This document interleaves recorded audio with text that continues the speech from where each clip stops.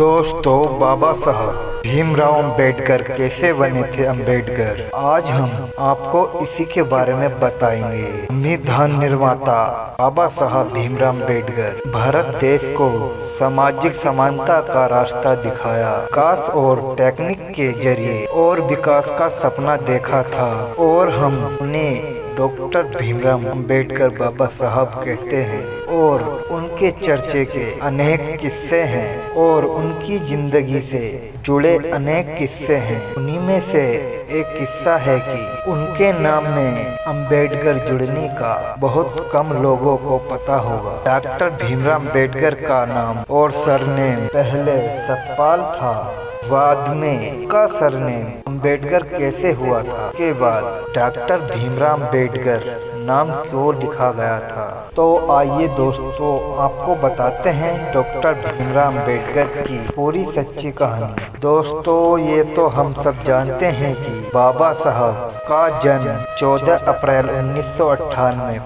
को हुआ था और मृत्यु 6 दिसंबर 1956 को हुई थी। बाबा साहब के पिताजी का नाम मालोजी राम जी सतपाल था और माता का नाम भीमाबाई था और इसी वजह से पहले डॉक्टर भीमराव अंबेडकर का नाम सतपाल था। अब सवाल यह उठता है कि उनका सरनेम और अंबेडकर कैसे हुआ। आइए दोस्तों जान लेते हैं। दोस्तों, बाबा साहब महार जाति में हुआ था, जिसे उस समय पहले लोग अछूत और नीच जाति कहा करते थे। अपनी जाति के कारण उन्हें सामाजिक दुरान भी सहन करना पड़ता था। प्रतिभाशाली होने के बावजूद स्कूल में उनको छुआछूत की कठिनाइयों के कारण उन्हें उनका सामना करना पड़ा था। ये देखते हुए उनके पिता ने स्कूल में उनका नाम सतपाल की बजाय अंबेडकर लिखवाया।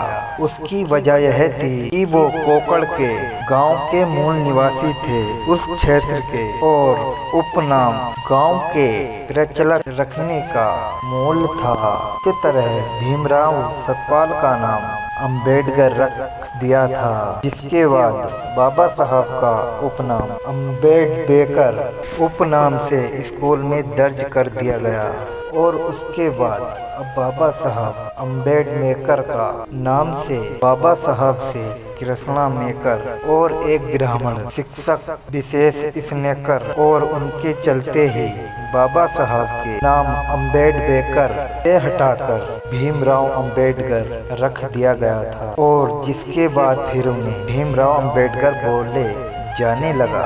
और फिर बताया जाता है कि 1898 में पुनर्विवाह के साथ परिवार के और यानी मुंबई चले गए। वहाँ एलिफेक्स्टन और गवर्नर स्कूल में पहले एक ऐसे छात्र जिसे उस समय अछूत माना जाता था। और दोस्तों, बताया यह भी जाता है कि बाबा साहब नई टेक्निक के इस्तेमाल से डॉक्टर अंबेडकर विदेश के टेक्निक के लिए संकल्पित थे, पक्षधर थे। उन्होंने पहले संसदीय चुनाव 1951-52 के पहले घोषणा पत्र में कहा था कि खेती में मशीनों का प्रयोग होना चाहिए। बाद में अगर खेती के तरीके और भारत में इनकी समृद्धि नहीं हो पाएगी, मशीनों का प्रति संबंध बनाने के लिए और बड़े खेतों पर खेती होनी चाहिए। तो दोस्तों, अगर यह जानकारी आपको पसंद आई हो, वीडियो को लाइक और चैनल को सब्सक्राइब जरूर कर लीजिएगा। जय भीम, जय भारत, नमो बुद्धाय साथियों। मिलते हैं नेक्स्ट वीडियो में।